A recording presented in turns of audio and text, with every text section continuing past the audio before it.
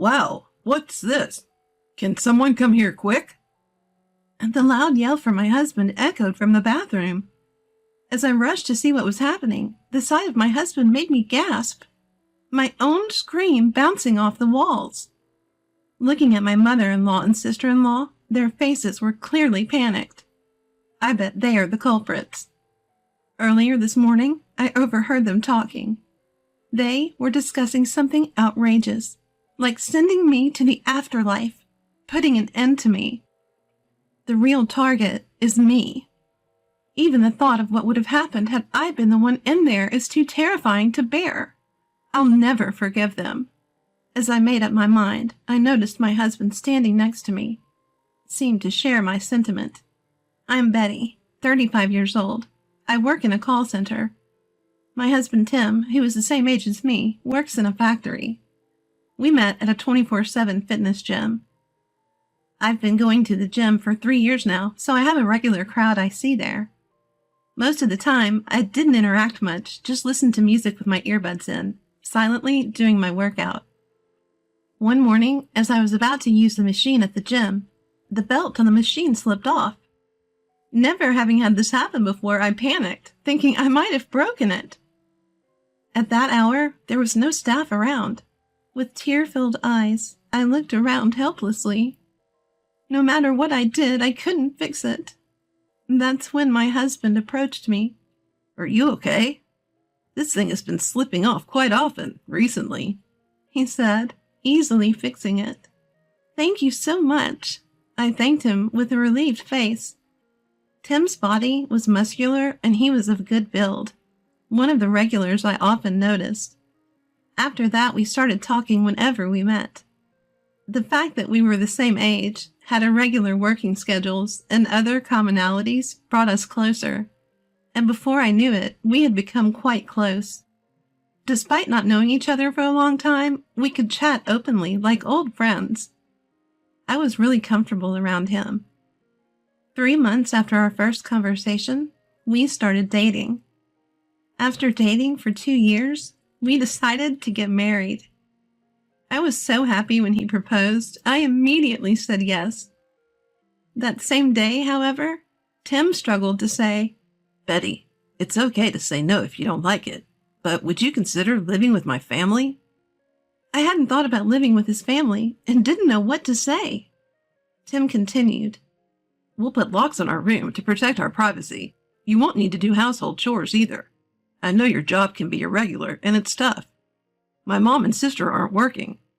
If they give you any trouble, I'll protect you.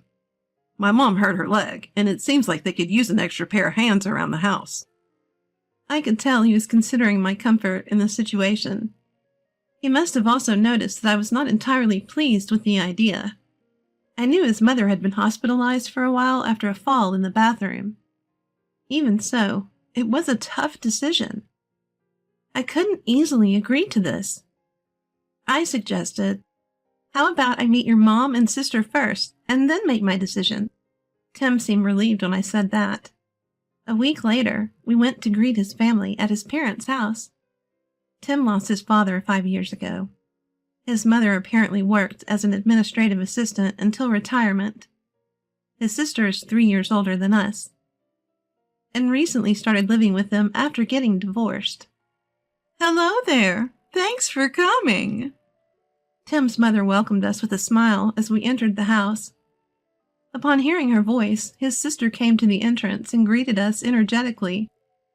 Nice to meet you. I'm Tim's sister. Congratulations on your marriage. We chatted in the living room for a while after that. Both Tim's mom and sister were very lively, and I was laughing the whole time.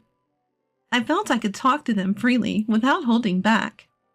Did Tim talk to you about living together? I'm sorry, it's my fault because of my bad leg. His mother apologized on our way out. We won't disturb your newlywed life, Tim's sister assured me too. After meeting and talking to them directly, I felt it might be okay living with them. So I responded, of course, I'd be glad to. Everyone looked relieved and thanked me. I can't say I was completely without concerns, but I felt we could build a happy home together with these people. A month later, I started living at Tim's family home.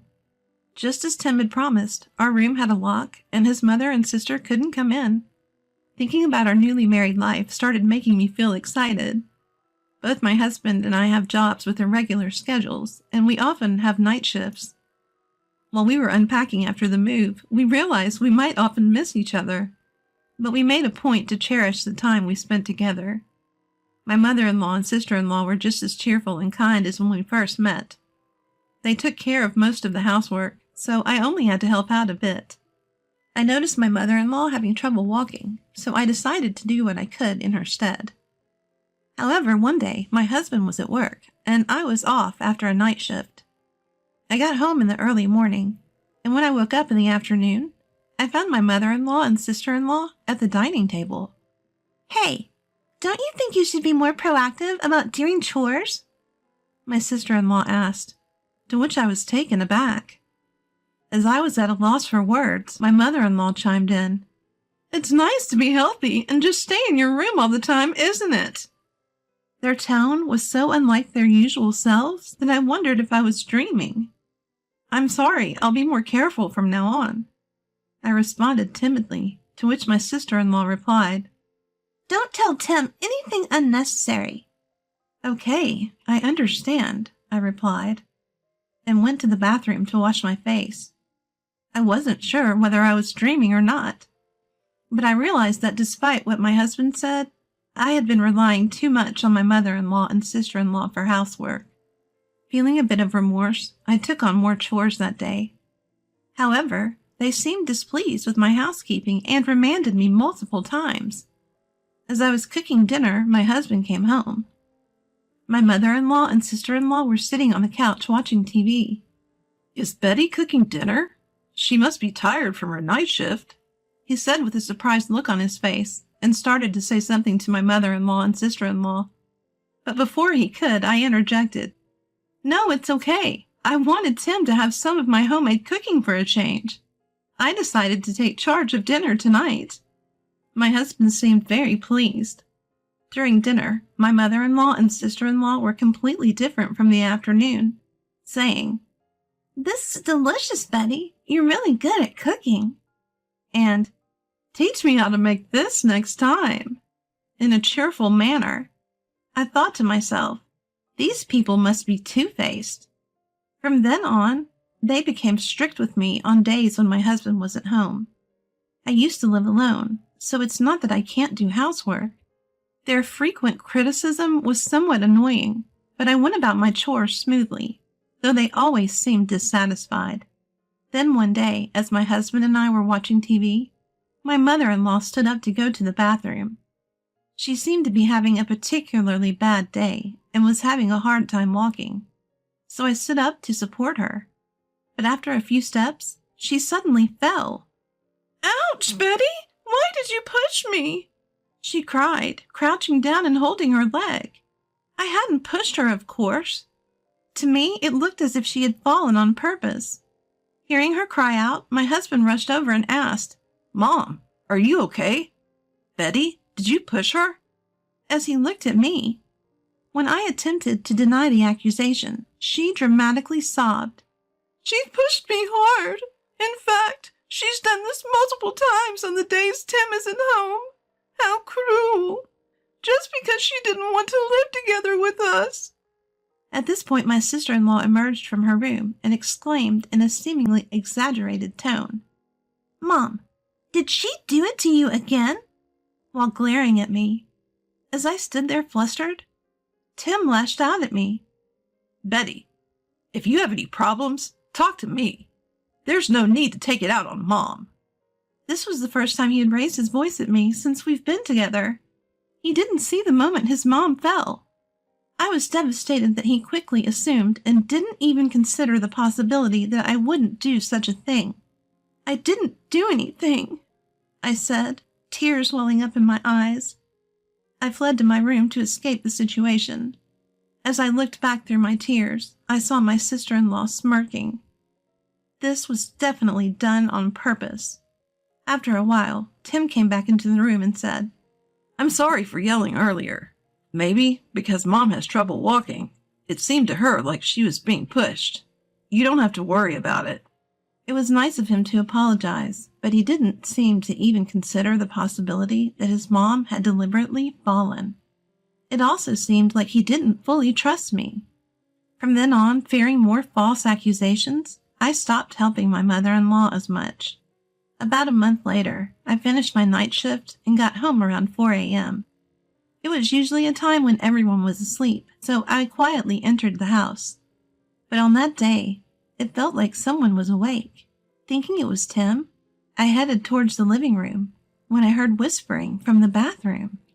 As I pressed my ear against the bathroom door, I heard my mother-in-law and sister-in-law's voices saying, "That would be the end of her. She is going to like the other side." I was shocked by the conversation I'd overheard. I was terrified, wondering what they might do to me. Careful not to alert them, I quietly made my way to my room. I got into bed without taking a shower, but I couldn't sleep as their conversation kept replaying in my mind. The next day, I was scheduled to attend a friend's wedding. I had hardly slept due to fear, not knowing what they might do to me if I stayed in this house. But I said to Tim, "I'm going shopping for tomorrow's wedding," and left the house at the same time as him. Tim looked concerned, asking, "Haven't you slept at all?" That day, I decided to contact him so we could have dinner together and return home. I couldn't bring myself to tell Tim about what I overheard in the morning. When we got home, Tim said, "There's a show I want to watch tonight," and sat down on the couch.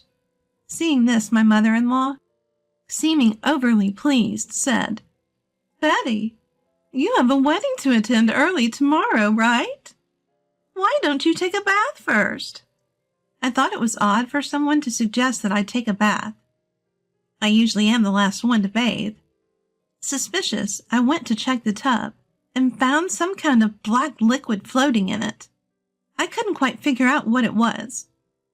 Could it be some unusual bath additive? It had a unique smell to it. However, having overheard a conversation this morning, I was scared to be the first one in.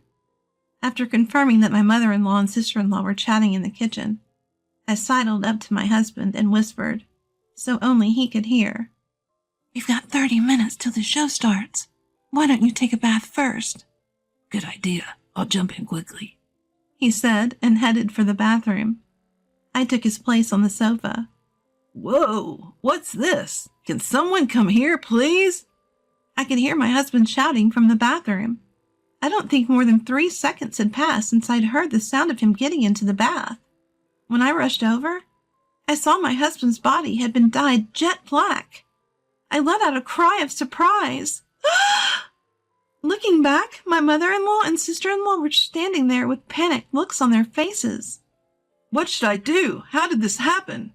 My husband was frantically saying. I asked, "Mother-in-law, you prepared the bath, didn't you? What is that black liquid?" My mother-in-law, flustered, stuttered out, "Wasn't Betty supposed to bathe first?" My sister-in-law was standing next to her, breaking out in a cold sweat. Then my husband sniffed the air and said, "Could this be hair dye? What are you going to do about this? It's hard to get it off once it's on skin." My mother-in-law and sister-in-law said nothing, so for now, my husband got out of the bath and moved into the living room. I'd read online that makeup remover could be used to get it off, so I gave some to my husband. He was scrubbing hard, but it didn't seem to be coming off easily. The thought of what would have happened if I'd been the one to get in made me shudder. I would have had to go to a wedding the next day with my body all covered in black dye. Moreover, I have very sensitive skin. There was one time I had my hair dyed, and even though they used a mild colorant, I couldn't stand the pain during the process and had to stop halfway. My scalp was severely irritated, and I felt unwell for a while after that. If I had gotten into a bath filled with hair dye, getting dyed black all over would have been the least of my problems. Most likely, I would have broken out in itches and pains all over my body, which would have been a terrible ordeal. Scrubbing hard to get it off would probably severely damage my skin, too. Knowing what they did, The thought that my mother-in-law and sister-in-law were involved is horrifying. I helped my husband Tim, vigorously scrubbing the hair dye off his skin. Watching us desperately trying to remove it, my mother-in-law and sister-in-law were whispering frantically to each other. Though we couldn't completely remove the stain, we managed to make it far less noticeable. Then I said, "Mother-in-law, sister-in-law, Tim, I need to talk. Please sit here at the dining table." I prompted them to sit down. "The two of you were in the bathroom this morning around 4 a.m., right?" When I mentioned that, my sister-in-law quickly responded, "What are you talking about? We were obviously sleeping at that hour." But it was clear she was flustered. When my husband asked, "What were you talking about?" I told him. They were saying things like, "Betty's done for. She's going to the other side." Surprised, Tim said, What? What does that mean? His mother retorted, "Were you dreaming or something? There's no proof of such a thing." Then I pointed to my husband and said, "This is the proof. When we got home, you suggested I take a bath, didn't you, Mother? I found that strange. I had mentioned that I have sensitive skin, and our wedding is tomorrow, remember?" My sister-in-law snapped back, "Oh, come on. It was just a little prank." A prank? Tim asked with a stern face, leaving my sister-in-law silent. Then his mother childishly complained, "It's Betty's fault. She doesn't help around the house at all." To this, Tim shouted back at his mother and sister, Are you serious? Betty is working. She does the chores whenever she can. Just because you're unsatisfied doesn't mean you can do whatever you want. Cut the crap. "I've been putting up with your unreasonable behavior all this time. Do you have such resentment against me? This isn't something that can be brushed off as a prank. I will never forgive you for this," I said. Hearing our words, his mother and sister broke down crying. "I'm sorry. We went too far." Then Tim said, I will never forgive you either. I don't want to be family with people who do things like this. Leave by tomorrow. "But where are we supposed to go? We don't have anywhere to go," his mother argued, to which Tim retorted, That's not my problem. There's no way we can live together anymore. Be ready to leave by tomorrow. Once Tim and I returned to our room, I could no longer hold back my tears. I had been scared ever since I overheard their conversation that morning. I'm sorry I let Tim take a bath after hearing their conversation. I apologized through my tears. Tim reassured me. It's okay, Betty. I'm really glad you didn't take a bath. You've been through a lot, haven't you? I'm sorry I didn't realize it earlier. He embraced me. The next day, Tim forcibly drove his mother and sister out. They moved to our house just before we got married, and since the house is under Tim's name, he had the right to do so.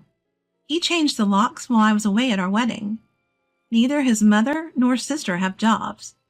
They had a bit of money left from the living expenses we had given them, but not enough to rent a place. They tried asking relatives for help, but it seems that they were turned away after Tim explained the situation to them. They ended up taking a loan to rent a place, but they weren't approved due to their lack of employment. Having almost no work history, and with the rumors spreading around the neighborhood, they were unable to find even a part-time job. Currently, they seem to be sleeping in a youth hostel. They brought it upon themselves, I reckon. The life of just me and my husband began. Though we often have conflicting schedules, we exercise together at the gym or go for a morning run when our timings align. I'm living each day with a truly invigorating feeling. On days when we can eat together, I make homemade meals. You're coming off a night shift today, aren't you? You don't have to push yourself, my husband Tim says, but I'm delighted to be able to feed him. Delicious. Did your cooking skills level up again? Tim always praises me. These moments are my happiness. Though there may be difficulties in the future, I want to live our lives helping each other.